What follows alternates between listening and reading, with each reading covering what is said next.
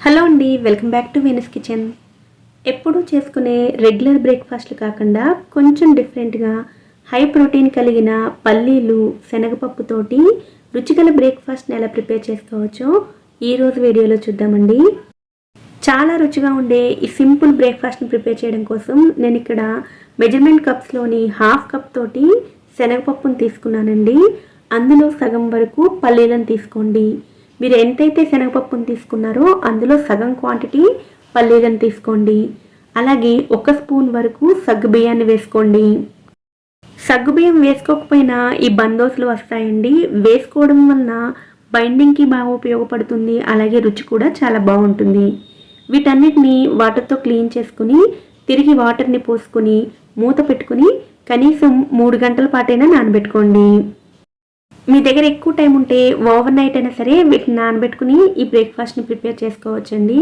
3 గంటల తర్వాత చూసినట్లయితే పల్లీలు, శనగపప్పు, సగ్గుబియ్యం కూడా చక్కగా నానిపోయి ఉంటాయండి. ఇప్పుడు వీటి నుండి వాటర్ మొత్తాన్ని సెపరేట్ చేసుకుని వీటిని మిక్సీ జార్లోకి వేసుకోండి. ఇందులోనే మీరు తినే కారానికి తగినట్లుగా 2 లేదా 3 పచ్చిమిరపకాయలు, అలాగే 1/2 ఇంచు అల్లం ముక్కను కూడా చిన్న ముక్కలుగా చేసుకుని వేసుకోండి. ఈ బందోసులకి వాటర్ మరీ ఎక్కువగా పట్టవండి. గ్రైండ్ చేసుకునేటప్పుడు ఏ కప్పుతో అయితే శనగపప్పును తీసుకున్నారో అదే కప్పుతో 1.5 కప్పు వరకు వాటర్ని వేసుకుని మెత్తగా గ్రైండ్ చేసుకుని ఒక బౌల్లోకి తీసుకోండి. ఇప్పుడు ఇందులోకి రుచికి సరిపడ ఉప్పు, 1/2 స్పూన్ జీలకర్ర, అలాగే సన్నగా తరిగిన ఒక ఉల్లిపాయ తరుగు, చిన్న కప్పు క్యారెట్ తురుమును కూడా వేసుకోండి. అలాగే సన్నగా తరిగిన కొత్తిమీరను కూడా వేసుకోండి.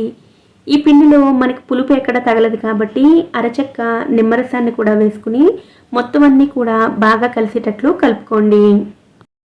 మనం తీసుకున్న పప్పు దినుసులను కరెక్ట్గా నానబెట్టుకుంటే సరిపోతుందండి. ఈ పిండికి ఫెర్మెంటేషన్ కానీ, ఈనో కానీ, సోడా కానీ ఏమీ అవసరం లేదండి. ఇలా రెడీ చేసుకున్న తర్వాత వెంటనే మనం దోశలను వేసుకోవచ్చు. స్టవ్ మీద తవాని హీట్ చేసుకుని కొద్దిగా ఆయిల్ని అప్లై చేసుకోండి. ఇప్పుడు ఒక్కొక్క గరిటె పిండిను తీసుకుని దోశల్లా వేసుకోండి. ఈ పిండి మరీ పల్చగా స్ప్రెడ్ అవ్వదండి. వీటిని కొంచెం మందంగా బందోసల్లాగే వేసుకోవాలి.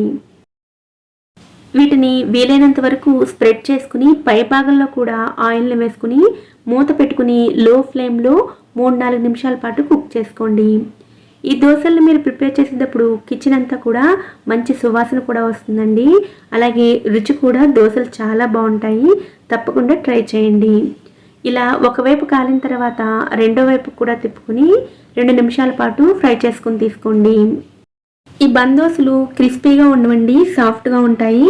ప్రిపేర్ చేసేటప్పుడు ఎంత సాఫ్ట్గా ఉంటాయో చల్లారిన తర్వాత కూడా అంతే సాఫ్ట్గా ఉంటాయి. పల్లీలు శనగపప్పుతోటి మంచి హై ప్రోటీన్ రావడమే కాకుండా కొన్ని రకాల ఫుడ్స్ తిన్నప్పుడు కడుపుకి ఒక రకమైన సాటిస్ఫాక్షన్, కంప్లీట్నెస్ వస్తుందండి. ఈ బ్రేక్ఫాస్ట్ తిన్న తర్వాత కూడా మీకు అదే ఫీలింగ్ కలుగుతుంది. ఈ క్వాంటిటీస్తో అయితే 6 వరకు బందోసలను ప్రిపేర్ చేసుకోవచ్చండి. వీటిని బట్టి మీరు క్వాంటిటీస్ని అడ్జస్ట్ చేసుకోవచ్చు. ఈ బ్రేక్ఫాస్ట్ని మీరు ఏ చట్నీతో అయినా సర్వ్ చేసుకోవచ్చు. కానీ కొంచెం స్వీట్గా ఉండే అల్లం చట్నీతో తీసుకున్నట్లయితే రుచి ఇంకా బాగుంటుంది. ఈ రెసిపీని మీరు కూడా ట్రై చేయండి, మీకు తప్పకుండా నచ్చుతుంది. ఇలాంటి మరిన్ని మంచి రెసిపీలు మిస్ అవ్వకుండా ఉండాలంటే వీడియోని లైక్ చేసి ఛానల్ని కూడా సబ్స్క్రైబ్ చేసుకోండి. నోటిఫికేషన్స్ మిస్ అవ్వకుండా ఉండడం కోసం పక్కనే ఉండి బెల్ ఐకాన్ని కూడా యాక్టివేట్ చేసుకోండి. Thanks for watching.